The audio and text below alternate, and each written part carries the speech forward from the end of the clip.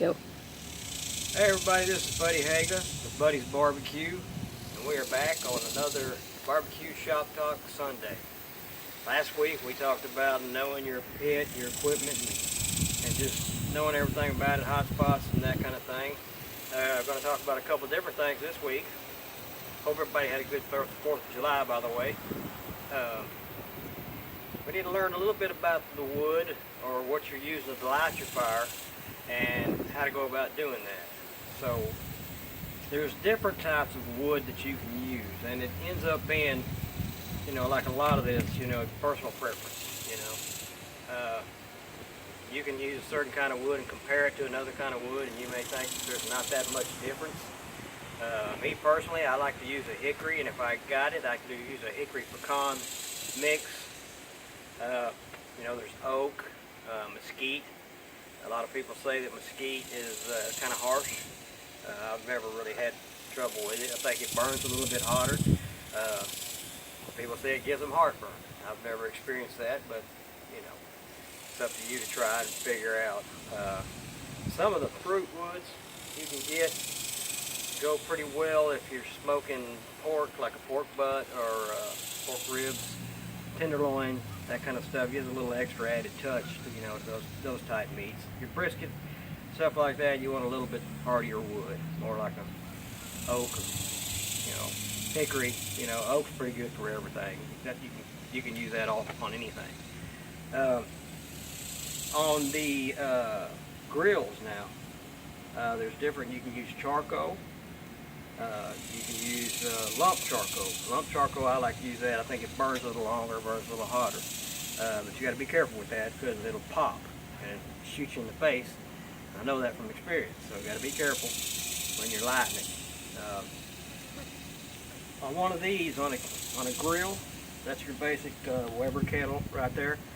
That one's got a little flap that can lift up where you can add whatever type of that you're using, lump or charcoal with some wood chips in there, and you can that little flap, and you can add what you need to. A lot of people just fill the bottom of it up with charcoal, put a lighter fluid on there, and light it that way. What's really more popular right now is using the chimney, because you put newspaper in the bottom of it, load it up with your charcoal, you light it one time, just let it sit, and this is it right here. In case you had never seen one, this is a chimney. So you load it up to the top, put your newspaper in there, you light the newspaper, and just let it go till all these things start to burn and turn grayish color. And then you dump this into your grate, where your fire goes, into your grill. Now this is a pretty cool way to go, because you can fill it up and you can do it one time and put it on the grill. And if you need to add some, you can have another one of these already going, so it doesn't catch you off guard. You can fill it up halfway or something in case you got to add some. You're watching your temperature over here, you got to add some. That way you don't have to let it totally burn out and then start over. You're trying to start shoving charcoals or whatever in it. So this is a pretty good deal. A lot of people use these, especially at the competitions, because they get to where they know exactly how much is in here and how long that's going to burn. A guy that was telling me one time, he was cooking a half a chicken to turn out in a competition, and he knew exactly how many briquettes he went in here and how long it took to cook that piece of chicken. So that's a little on out there. You ain't got to worry about that. This one, a lot of guys use what they call a charcoal grill. You get your fire started with charcoal basket. They get their fire started with the charcoal basket and then throw the wood on top of it. That's one option.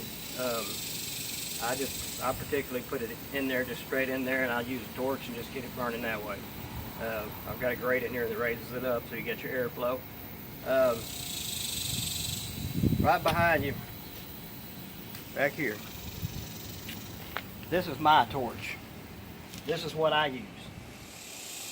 This is your standard propane tank, and this is a thing you can get at Home Depot or the barbecue store or whatever, but you turn it on here, you turn it on here, and you get a pretty good flame out here. So I can light that wood probably in about 10 minutes, because it'll really throw it out there as long as the wood's seasoned.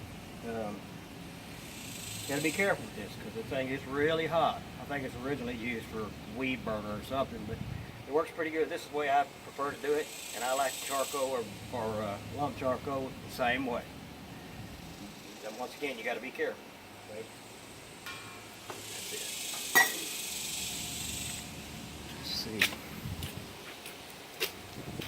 Okay, now once you got your kettle or your smoker lit up, got everything going well, temperatures are looking pretty good on your gauges. There's a couple of little items that I like to use that you can't hardly go wrong. Like on this one, for instance. This right here, this is called a Maverick ET73. So what this is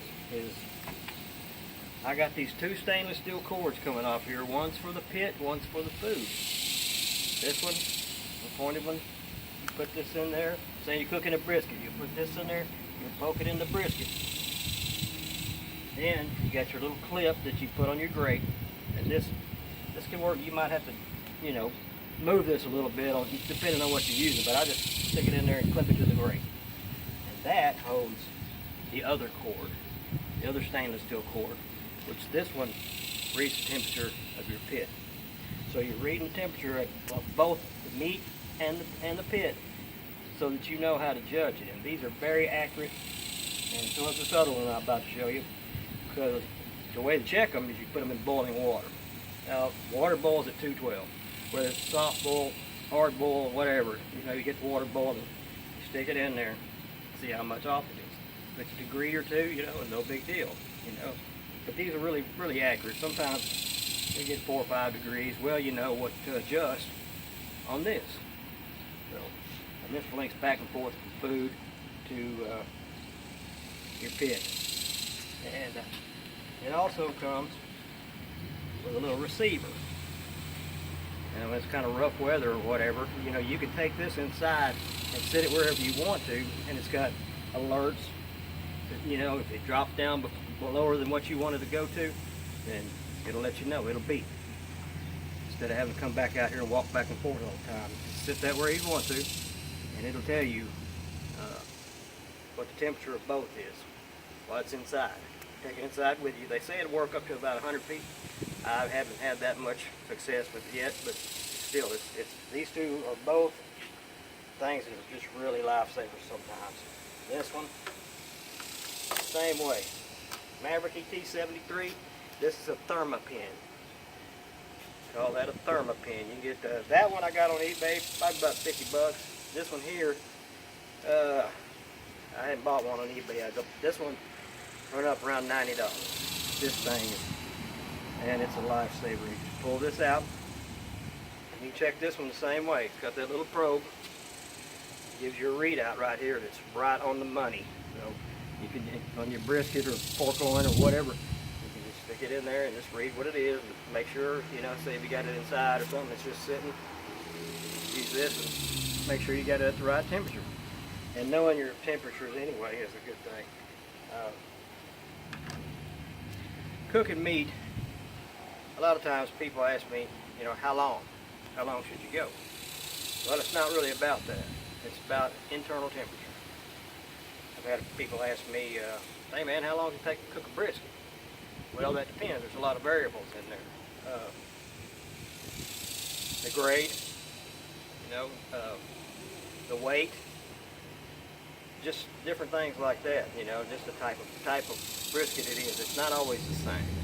So my answer is, brisket is done when it gives up the ghost. Okay? That's when you know it's done. You can take this thermopin and you can push it in the brisket, into the flat, wherever, and it just slides right in. There's no resistance. You know, now sometimes you get a little bit of resistance on it, you can get away with it, but you want it to be tender for whoever you're cooking for. So you just put that right in there, and it'll show you here. You know, you can feel it and you can read it. You know, and learning to feel it, you know, just to kind of give you an idea how to make sure that it's done. A lot of people use that little thumb method where you squeeze inside your thumb and that index finger. And, you know, if you know how to do that and you're good at it, then good for you. I prefer not to. I like to make sure it's on the money. You know, internal temperature, once again, you can use it on steak or just anything. I like my steak, I like to pull it about 135 because I like a medium rare. I know it's going to wind up about 138, so that's how I make sure that that's very accurate. Okay, last thing. Now, some people might think this is a dumb thing to ask, but it's really not. Some people may not know. The difference between direct heat and indirect heat. You're smoking something. Say this has got the offset firebox. So I got my wood back there. This is a fire right here. This is my cooking space up here. So this is indirect heat. It's not. You don't have your heat directly under the food.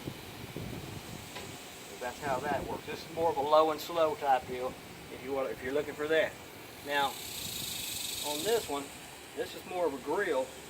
It's going to be direct heat because the charcoal is right underneath the food.